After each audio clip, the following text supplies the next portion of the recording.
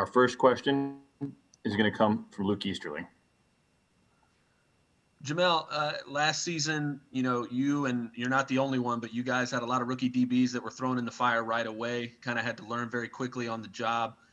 Even with this very strange offseason that we've had this year, how much more confident have you been going into your second NFL season, drawing from a lot of that experience, a lot of those situations that you went through as a rookie? I mean, I've been excited for a year too, because all I could think about was how I finished my rookie year, and I'm just like, I need to build off this. And then when like COVID happened, I was still being positive about the situation. Like, there's no way that football can be canceled. Like, it can't come to a pause. And then luckily they made some adjustments to where we're back in the facility. So now I'm just waiting to start playing again. And it seems like so many of you guys on that in that secondary, are so young, but you have a lot of experience already across the board. How fun is it to kind of grow with that young group of guys and just have that identity as a core on the back end? Oh, I mean, it's almost like growing up with siblings. It just feel like everybody's learning the same system, and then we all just have that confidence to play with one another because we all started off from the same position.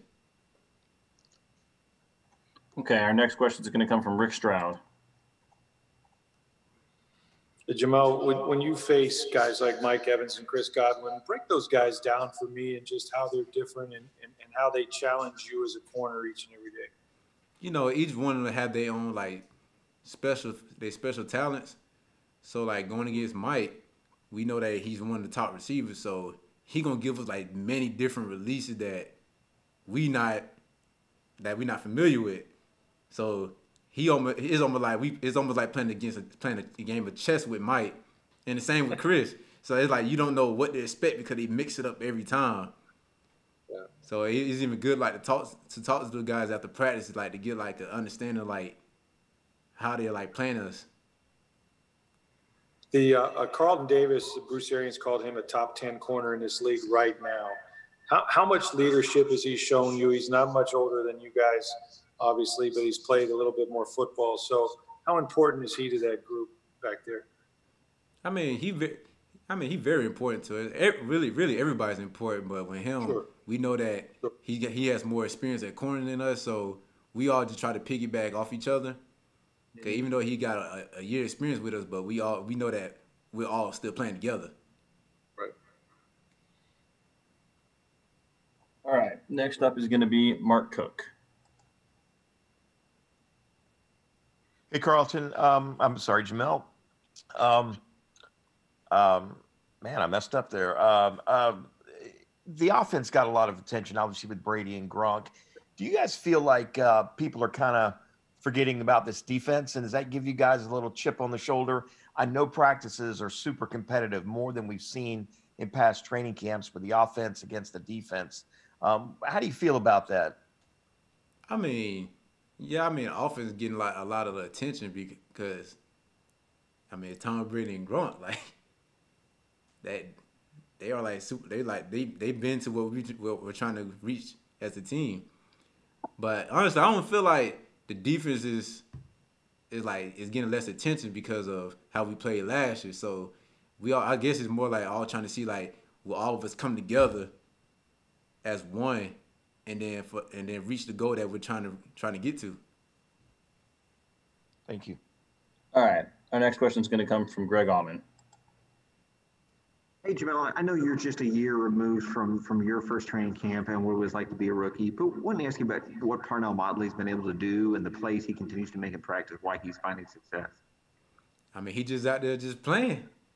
Once if you got good instincts, it just come natural for you. So just seeing him out here flying around making plays, it's a sight to see. Thanks, Jamel. All right, next is going to be Ira Kaufman. Jamel, how much are you already thinking about Michael Thomas, and how much are you embracing the challenge of opening the season in the Superdome? I haven't really been too much focused on the Saints right now, since I'm focused on making sure I get all of my fundamentals down for during training camp. So when the time comes, then I'm really going to start focusing in more on the Saints. what do you remember most about the 2 games against them last year? I mean, what I remember the most is that we had the opportunity to beat them, but as a defense, we probably didn't like think that we can compete with them. So it's more like having to going into this game with confidence, knowing that we can beat them. That should be like the biggest difference from last year. Okay. Next up is going to be Jenna Lane. Hey, Jamel. I asked a bunch of your teammates this already, but what went through your mind the first time you lined up opposite Tom Brady, and how has he helped you in practice? How has going against him every day helped you get better at your job? Oh, the first time I lined up against Tom, I couldn't believe it at first that the guy I grew up watching play in the Super Bowl, I'm actually practicing against him. So it was almost like a starstruck moment. But going against him, I realized that how like it's really like the little details is very critical, because he would take advantage of it if he could see it, because let's say he's like one of the best quarterbacks in the game. Okay. Next up is going to be Tom Krasnicki. Hi, Jamel. Thanks for doing this. My question is about the NFC South in general. On opening day, you'll see Michael Thomas and Julio Jones and Calvin Ridley in Atlanta, and DJ Moore and Robbie Anderson with Carolina. Do you guys, as defensive backs room, talk about the challenge of facing perhaps, the best wide receiving core in the NFL in this same division? I mean, we really don't really think about it. We just know that we just got to do what control we can control and make sure we prepare properly for each one of the opponents that we're going to go against.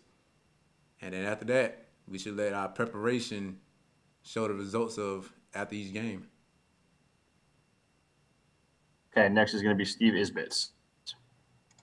Jamel, how much pride do you take in those 17 passes defensed last year? A lot of cornerbacks, you have great careers and never get that many in 1 year, and you only played about a third of the snaps.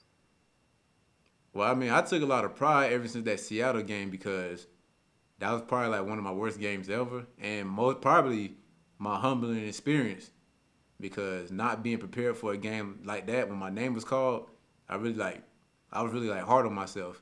And then ever since then, I told myself that won't ever happen again. And then if I want to be great, I got to start making sacrifices. So ever since then, I started making sacrifices, coming in early, watching extra film, and then the results paid off. And as far as preparing your body for 16 games and the playoffs, you've had injuries during your career. Is there anything that you've done different this offseason to really make sure you can go the long haul? I mean, I stretch more, and then I really like watch my diet to make sure like I stay consistent with my diet, because I don't want to go through a series where I'm starting to eat bad and I gain bad weight, which can also lead to injuries. So I really like stay on top of my diet. Okay, we have time for a couple more. Next is going to be John Ledyard. Jamel, you're a big, long corner, but last year when you played against a quick, shifty guy in Calvin Ridley, it felt like you had a ton of success against him. What contributed to that? How were you able to be so successful against him when you guys played Atlanta? Film study and just trusting my abilities. Do you feel like you knew what he was going to do almost before he did it a lot of the time? Yeah, I was able to like anticipate what he was doing based off what I saw in film. All right, we got time for one more. We're going to go to Zach Blodner. Hey, Jamel, obviously you got your hand on a lot of balls last year. I think the secondary in general did. Would you say that there's an emphasis not just to get hands on balls this season for you guys, but to bring them in and actually come up with some more interceptions as a unit? And is there a running bet between you and the other guys in the secondary on who gets the most interceptions this year? Well, I don't know about the bet, but I know it's like I know we're putting more emphasis on getting more interceptions, because like you getting your hands on 17 balls. Like some of them have to be, at least 5 of them has to be interceptions. Like that's on. It's hard. It's hard to get that many PBUs in the season. So it's like now it's like you get this many PBUs, you got to just capitalize and just attempt interceptions. Awesome. Well, that's all we have for you today, Jamel. Appreciate you taking the time.